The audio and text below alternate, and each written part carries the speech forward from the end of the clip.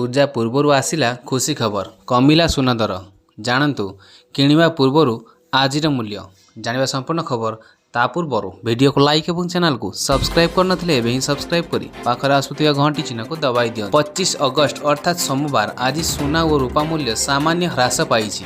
तेबे सुना और रूपा दर रे होइछि परिवर्तन। गहना किणवा पूर्व नजर पकातु। सोमवार 25 अगस्त रे सुना और रूपा मूल्य सामान्य ह्रास पाइछि। आज भारतीय बाजार रे 24 कैरेट सुना 1,01,510 टंका रही। सेहीपरि 22 कैरेट सुना दर 93,505 टंका छुईछि।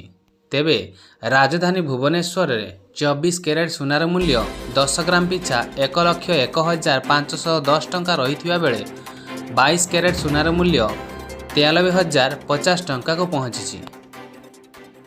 अन्यपटे मुंबई रे 24 कैरेटर मूल्य 1,01,510 टंका एवं 22 कैरेटर मूल्य 93,050 टंका रही।